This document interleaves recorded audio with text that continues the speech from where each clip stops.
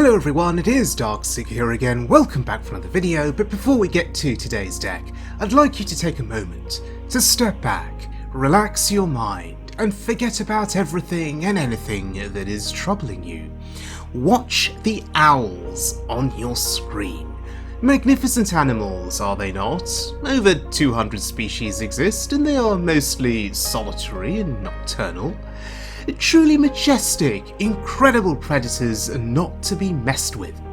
In fact, the theme you hear in the background is called The Owl, a fitting theme for such a magnificent animal. But did you know, owls are perhaps the most dangerous beast in all of Hearthstone?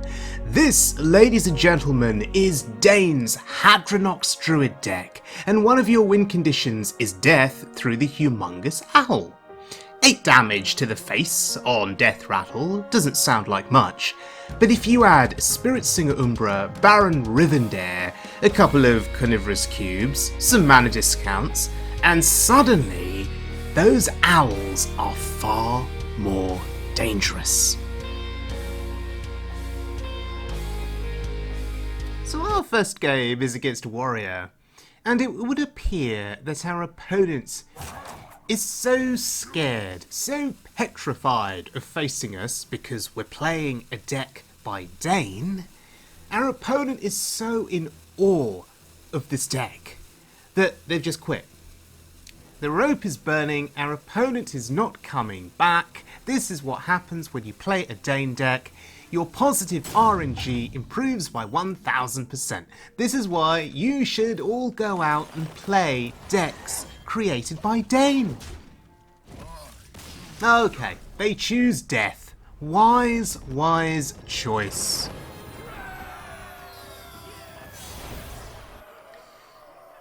Our second opponent, however, would be a bit more of a challenge. 38 attack to my face, that really hurt. But we're still alive. Now, this was my first proper experience of playing the deck with a full game, and as a result, I was struggling to calculate. You can see that we've got an owl finally in our hand. It costs 0. And there's me thinking, if I play the owl, have a cube, I have a Baron. I'm struggling to calculate how much damage this is. And I'm trying to think, even with the minions that they have on board, is that going to be enough to kill them through owl damage? So, with the rope about to burn, I think my best bet is just to gain a ton of armour here. We forget the owl strategy for now. We can just gain a load of armour, and we could put a load of taunts in the way on the board, once again. And our opponent is going to have to figure out how to get through these 3 taunts, and how to build up enough attack power to go face and kill me on this turn. And I think that's impossible.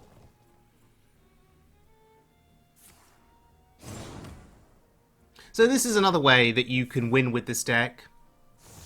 You don't need to use the owls to kill your opponent with the cubes and the Baron. You can just build up a wall of taunts that have high attack, gain a ton of armor in the process, and just outlast your opponent.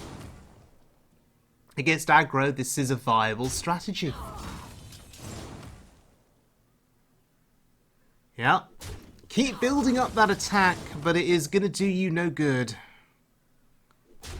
Still got 2 massive taunts to get through. And they gain me armour on Deathrattles, so... yeah, 65 armour. Feels pretty good. But let's end the game here. This is just lethal now.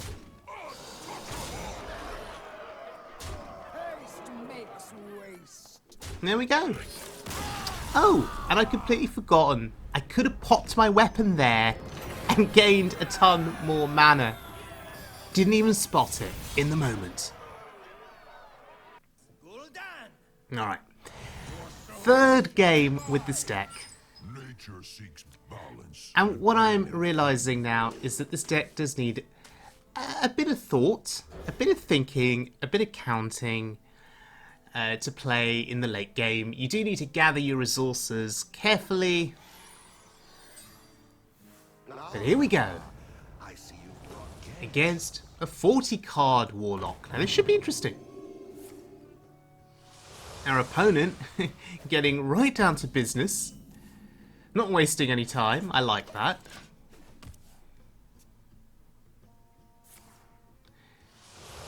And we're going to have our typical slow start that you'd expect from Druids. Hero Power on 2. Ferocious Howl on 3. Yep. Typical Druid playstyle.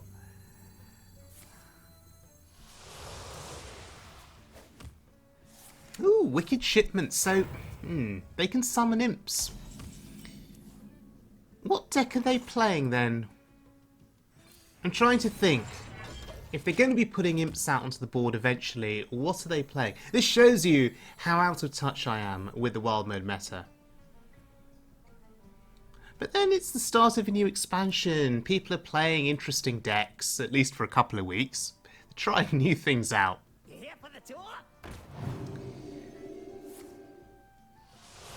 Our opponent continuing to draw heavily through their deck. Even with a 40-card start, they're going to get through their deck much faster than I'm going to get through my 30-card deck. Ooh, Naval Mine. Okay, this tells me a little bit more. And maybe now I know what to expect. So, this is going to be a race, right? They have a combo that they're going to pull off. I have a combo that I want to pull off. In my case, a combo involving a humongous owl. The question is, who is going to get there faster, quicker? Our opponent really, really working hard to draw through their deck at such a pace.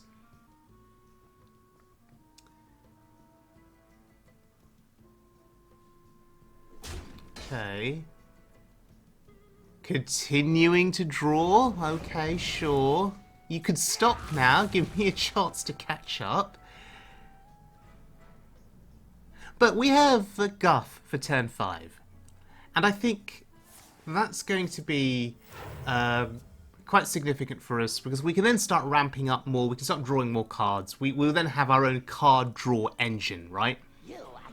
They have a card draw engine with their hero power. Guff will be our card draw engine. So they've killed off the mine. They've got the Deathrattles stored away. So this really is a race. Now, what do I pick here? I don't know. Moonlit Guidance is essentially card draw.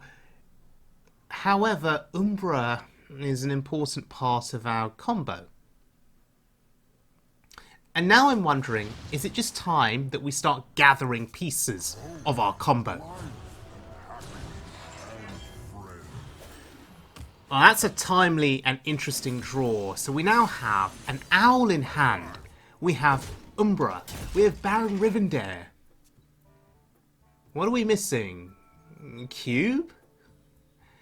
Although, notice that our minions are not discounted in cost. So if we had played Cecily of the Fey Court, then we could be drawing discounted minions in terms of cost, particularly if you combo Cecily with a hedge maze. And we've not had an opportunity to do that. So our minions are the original cost. They are expensive. However, we can pop our weapon at the right time and gain some more mana back, right? Yeah, we could do it right now if we wanted, but no, let's just wait. Let's chill. Let's ramp a bit more. This feels good. Okay, so what are we waiting for now? A cube. That is what we are waiting for, right? Yeah, that's what we're waiting for. Sure, another mine, okay. I feel fine about this. It's just 4 damage from the mine. That's okay. We're not dead yet to their combo. But there are a lot of small, annoying minions on the board. And the trouble with that is, when we do go off with our owl combo, those minions will start absorbing the 8 damage hits from the owl. Okay, there's a cube. So do we just do it now? Or do we wait? I think we can just... We can just do it. Okay, that's just gained them 4 health. That's frustrating. Break our weapon. 10 mana to play with. So Baron, Cube. That's 9. So we can actually afford to do this. We can play our hero power. We could draw a card. I'm just curious to see what we could get if that impacts anything. Or we can play that. Okay, this doesn't change anything. So because of the coin, we were able to hero power. And now, here we go. Cubing the owl. Rivendare Umbra in play. That's 4 owls on the board. It's actually wiped out all the minions on the board as well. And killed our opponent by the looks of things. Wow. Now that's a board.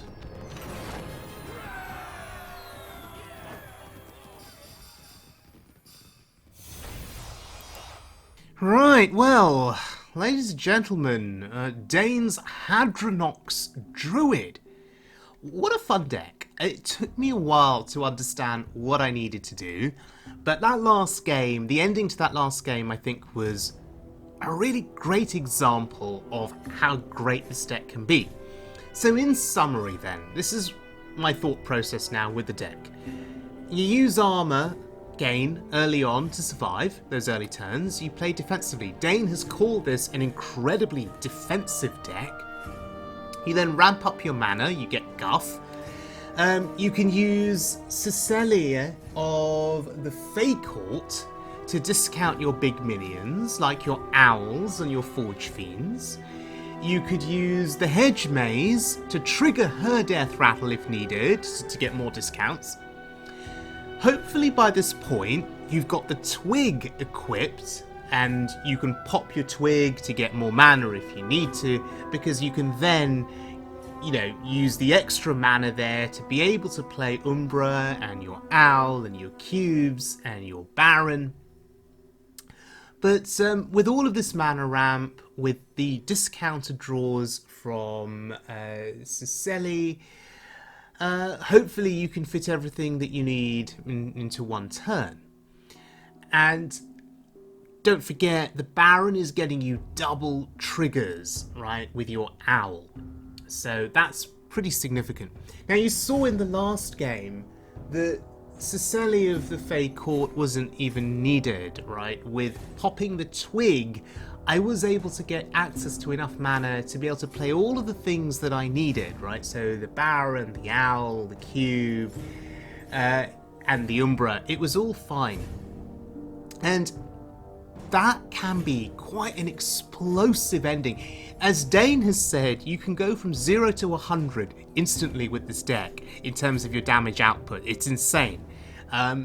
Everything looks fine for your opponent. On one turn, the following turn, just go off with all of that damage, right? Cube, Owl, Umbra, Baron, and suddenly your opponent is dead. So yes, this deck can accelerate out of nowhere, and that's part of the beauty of this deck. It really is. Also worth noting, the deck only plays 1 Owl, and it appears you only need 1 Owl, right? Because that's all you need for your combo. And Someone on Dane's stream said, why not play N'Zoth in this deck? And he said it's simply not needed. Dane, when playing this deck, was actually going off with Hadronox quite a bit. And I haven't even talked about Hadronox. It's as if we don't need to talk about Hadronox because you've seen in this video that I've just been able to win with this deck without her. But Hadronox is there should you need her support. And there's another potential win condition with this deck. So, thank you very much for joining me, everyone. I hope you enjoyed the video. I will see you all again very soon for more Wild Mode fun. But until next time, please stay safe, please look after yourselves, and as always, please be good to one another.